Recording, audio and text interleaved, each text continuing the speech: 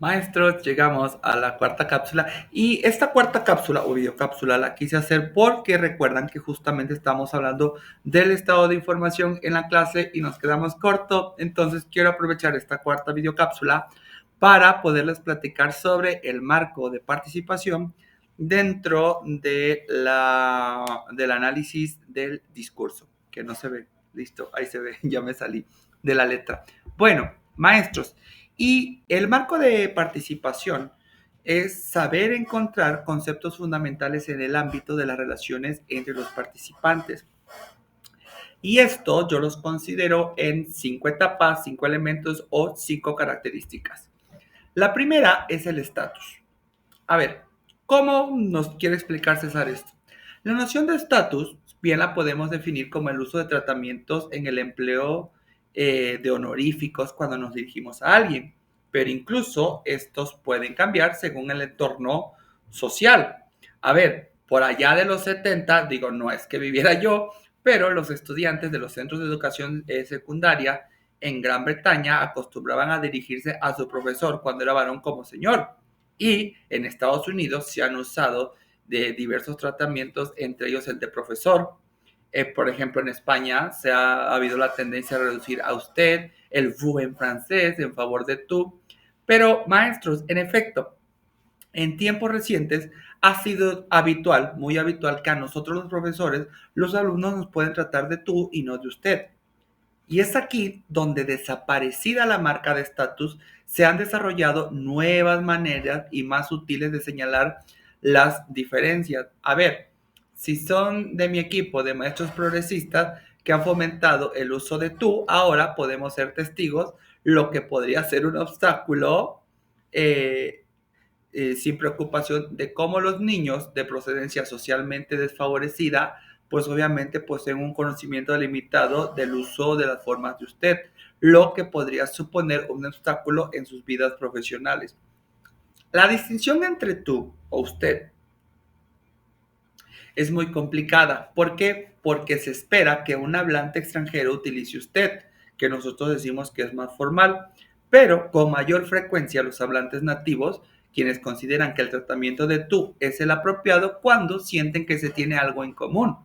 Es incluso, maestros, escuchar a profesores de talla universitaria de instituciones donde haya centros o de idiomas utilizar tú cuando conversan en español y, por ejemplo, si queremos ocupar el francés, el vous cuando lo hacen el francés. Maestros, el tratamiento de usted puede ser usado por personas de un estatus similar o inferior para señalar un deseo de distanciamiento o como signo de hostilidad. Pero ahora fíjense que viene un segundo elemento. Si al factor estatus añadimos el factor del rol sexual y la incidencia de la cortesía, obviamente el panorama se vuelve mucho más complejo. Los conceptos los conceptos de tratamiento y referencia pueden mostrar que los hombres pueden dirigirse entre ellos con palabras como bro, body, y en el inglés, por ejemplo, lo hablan en Estados Unidos y en determinadas profesiones, no existe términos equivalentes para las mujeres, que son tratadas con palabras cariñosas como darling, honey, sweetie, tanto por hombres como por mujeres. Fíjense que al solicitar un servicio o realizar una consulta en clases sociales muy concretas, una mujer puede dirigirse a un hombre más joven como sweetie, como honey, y ello nos lleva a las diferencias de investigaciones de cómo las mujeres reciben un tratamiento más familiar al que reciben los hombres en un estatus parecidos. El rol sexual y el modo en que este afecta al discurso ha sido un objeto de numerosas reflexiones. Podemos apuntar que las mujeres pueden tender a evitar el uso de formas dialectas de escaso prestigio social, mucho más de lo que lo hacen los hombres en su grupo social. Y aquí podemos ocupar el modelo de Lakoff, que en el lenguaje de las mujeres como inmaduro, carente de firmeza, extremadamente cortés, y esto dio lugar a un gran número de estudios empíricos para confirmar o refutar las bases introspectivas que habían conducido a esas conversaciones. Fíjense que un buen ejemplo del comportamiento social en los hombres, cuando estamos en el transcurso de conversaciones cara a cara, interrumpían el turno de las mujeres con mucha más frecuencia de que el que ésta lo hacía. En situaciones de desigualdad de estatus, como profesor y estudiante, siempre vamos a poder constatar un mayor número de interrupciones en los casos en que el profesor es una mujer y el estudiante un hombre, que cuando el profesor es un hombre y el estudiante es mujer. ¿Qué muestran estos estudios aún por mucho actuales? Muestran una situación que tal vez vaya cambiando poco a poco por el tiempo. ¿Por qué? Porque sería interesante comprobar qué ocurre ahora con el número de profesoras y catedráticas, que es mucho mayor y su presencia ya no nos resulta absolutamente excepcional. Yo considero, yo considero que el factor sexo incide incluso sobre cómo se organizan los canales de respuesta. Las conversaciones entre pareja de clase media han demostrado que las mujeres asienten a las intervenciones de sus compañeros con expresiones del tipo ajá, o coletillas interrogativas, con mucho más frecuencia de lo que hacen los hombres cuando ellas son las que conducen la conversación. Esta falta de asentamiento, maestros, da pie a que las mujeres piensen que sus conversaciones no son de interés para sus compañeros y opten por el silencio o por un cambio de tema. El tercer elemento es el rol social y los estereotipos. El rol sexual afecta al discurso de muchas maneras y los docentes tenemos que ser conscientes de sus repercusiones tanto en los libros de texto como en las muestras de discursos aportados. A ver, resulta, y al menos esto lo quiero aterrizar en español, porque ustedes saben que en inglés no hay género, pero resulta cada vez más evidente que los papeles sexuales estereotipados, secretario tiene que ser mujer, jefe tiene que ser hombre, madre tiene que ser persona que cocina, padre que persona que sale para ir al trabajo. Este tipo de ejemplo que les acabo de decir, que a menudo siguen ilustrando los libros de textos, no son aceptables en términos educativos. La elección de temas y comentarios debe de considerarse también desde la perspectiva y la distribución de turnos y la intervención en debates que deberían someterse al mismo tratamiento anti-estereotipos.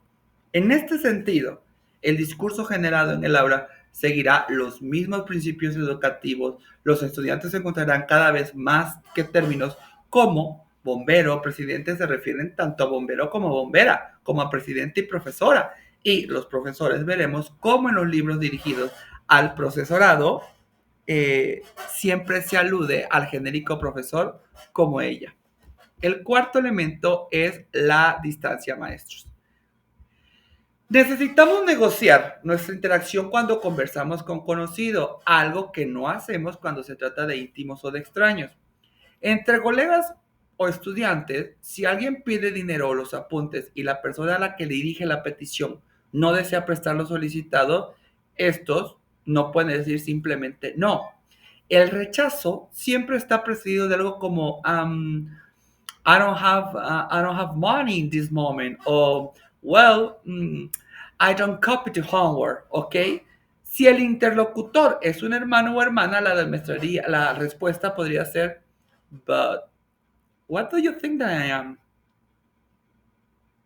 O I don't have money for you. La respuesta podría ser la misma para un desconocido en la calle o quizás con un no más tajante. Entonces, el concepto de distancia tiene tres categorías diferenciadas: íntimas, con conocidos y con extraños. Y es importante que durante el desarrollo que hagamos en las clases de roleplays o simulaciones, los estudiantes y los profesores tengamos en cuenta estos tres conceptos para mejorar las producciones. Y por último y no menos importante es la perseveración de la autoestima. En ocasiones, la negociación entre conocidos se entiende como una actividad de perseveración de la autoestima. Y para poderles explicar esta noción de autoestima, resulta útil que les dé un ejemplo. Cuando una persona quiere invitar a alguien a cenar en un restaurante, antes de formular su invitación puede tomar ciertas precauciones para evitar un rechazo rotundo, ¿cierto? Por ejemplo, ¿qué haces el viernes? Si el interlocutor desea rechazar la invitación antes de que ésta se formule, puede hacerlo sin herir la autoestima de la persona que invita con la simple mención de ciertas ocupaciones. Las negativas tajantes, las invitaciones aceptadas de manera inmediata, las órdenes formuladas de forma demasiado directa o las opiniones personales no anunciadas mediante suficientes expresiones como ¿te importaría? Could you? You should. Son habituales dentro de la clase, pero también dentro de los libros y en especial en las interacciones de los estudiantes cuando usan el inglés. Los maestros debemos de prestar mayor atención a estos contenidos y proponer maneras de interacción más sutiles porque de otro modo pueden producirse malentendidos cuando los aprendientes interactúan con hablantes nativos. Maestro, un gusto. Hasta entonces. Les mando un abrazo.